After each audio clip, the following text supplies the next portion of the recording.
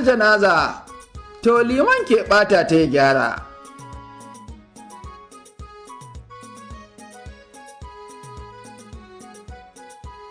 Da gani kuma ka san inda na leƙa. Gwamna Abba kake hange na tafawa waɗanda suke kalankuwa da addina da makaman sara a gabansa. Wai ranar tarbarsa.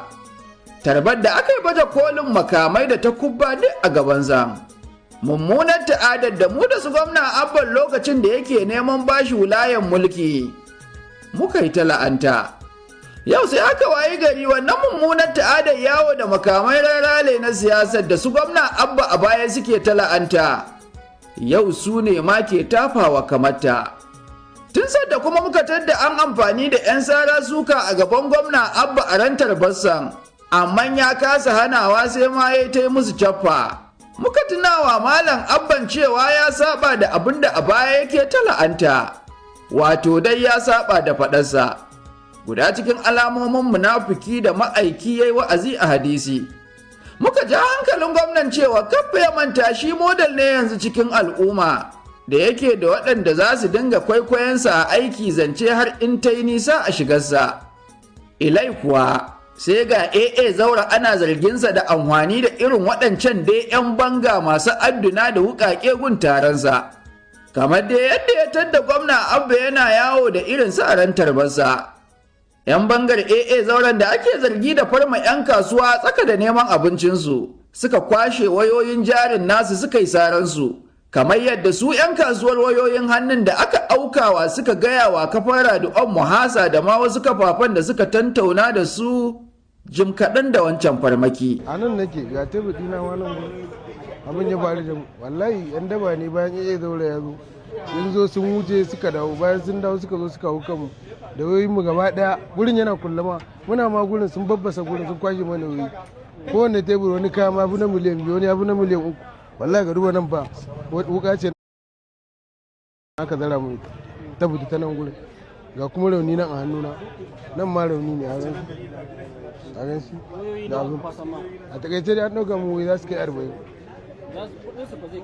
Kudin zai kai miliyan 4. A misalin karfe 2 da wani abu, 'yan kasuwanmu suna cin kasuwa, wasu 'yan taron siyasa sun taso daga Bristol Palace suka zo daman kamar sun yi shirin za su kwasan musu kaya. 'Yan kasuwa ba su ankara ba sai jin suka yi a kansu, suka rufe su da duka da sara. 'yan kasuwa dole su watse, karshe suka faffasa musu gilas gashi nan, suka kwashe musu waya. Akwai wanda an kwashe mai fisis din waya ta fa 50, wani 70, wani ma 100, kuma manya ba ƙanana ba. Kuma wannan abu da ya same mu gaskiya ba mu ji daɗi ba, domin 'yan kasuwanmu sun yi asara a wannan hali da ake ciki. In ba taimaka ɗan adam ba, ba za a zo kuma a ƙarasa shi ba. Muna cikin cin kasuwanmu muna hada-hada, mun ga 'yan siyasa AA Zaura ya to da mutanensa, ya zo ya fafasa 'yan damansa sun fafasa mutane gilas, sun eba mutane kaya, sun wa mutane rauni. Sakamakon matasa sun zo suna neman abubuwan da za su rufa kansu asiri, ba gwamnati ba tallafe su ba, kuma an zo abin da suke rufa kansu asiri an zo an kwashe. Muna jan hankali da gwamnati ya kamata shiga wannan lamarin, a zo a tallafa matasa a wani abin da ya faru.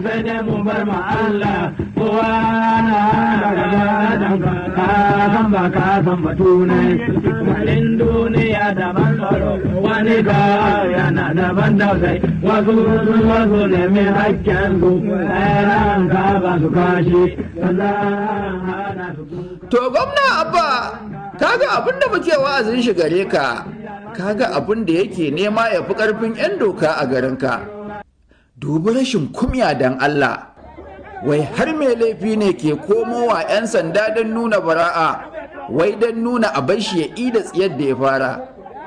A Kano, garin da ake cewa an koma jam'iyyar Bila ne don inganta tsaro da rage raɗaɗin fatara da talauci.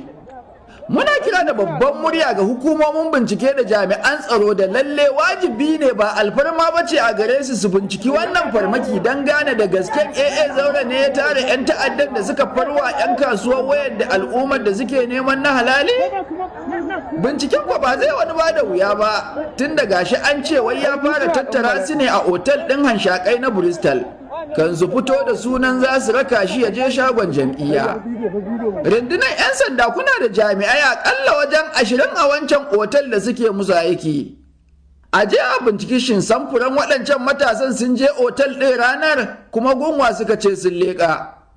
Idan ma jami'an 'yan sandan za su rufe bakinsu saboda abin da akan zarge su, to ai otal ɗin Bristol da yake mara kwakwa duk loko da wajen ƙofa ta shiga da fita da akwai su.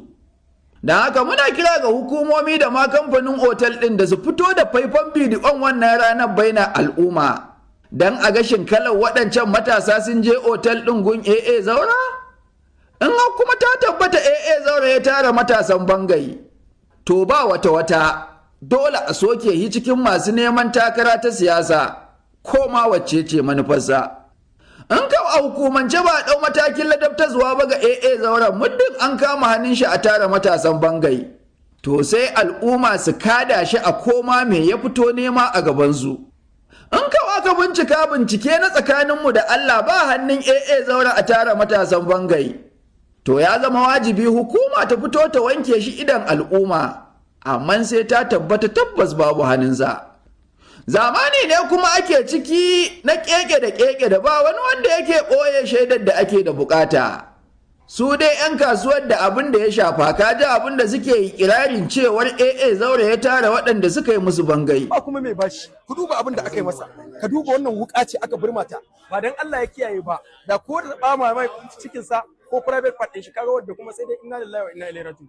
Wannan zalunci ne, mu muna kira da gwamnati, wasu ne 'yan jagaliyar siyasa wanda suka zo na tafiyar AA Zaura. Muna so gaskiya a nemo 'yan kasuwar mu hakki. Mu ba mu yadda ba, kuma ba za mu yadda ba. Koyoyi na sama da guda 30 an dauke ko guda ɗaya ban tsira da ita ba. Ko guda ɗaya ban tsira da ita ba ga guri na nan. Wasu daga cikin yara suka ringa kira na to ga fa mutane sun zo 'yan siyasa AA Zaura sun taho kasuwa sun zo za su wuce akan suna taro a Country Mall. No, a Bristol Palace amin. Kawai daga nan bisani ba mu ankara ba sai muka ji an ce sun zo sun sawa yaran mu rada. Idan kuka duba za ku gani gashi nan an faffasa glasses din an ebe, wani an ebe mai waya guda 40, wani sama da haka, wani iya jarinsa kenan. Mu muna kira da gwamnati banda satan mashina da aka yi, gaskiya gwamnati ba azzalima ba ce, kuma muna so gwamnati ta shiga wannan lamari da 'yan kasuwan ta nemo musu haƙƙinsu. An zalunce su, an zalunce zan yanzu wannan wallahi shi kenan wani dalilin karewa su. To in har ta tabbata AA Zaura ya tara matasan bangaye, ya zama dole a yi masa kansil ko da naira da dala ta Imurka yake kafafa. Duk wani ɗan siyasa da ke da buƙatar samun damar mulkin ka bashi wulaya, muddin ka gan shi yana harka da waɗanda suke banga da ta'adda garinka. To dolanka idan an zo ƙuri'ar zaɓenka ka kada irinsu ka yi musu kansil. Kakka bari damar mulkinka ta kai ga hannunsu, ko da shi ne gwamna na garinka. Allahu wa kai mana magani, abinda ana ji da na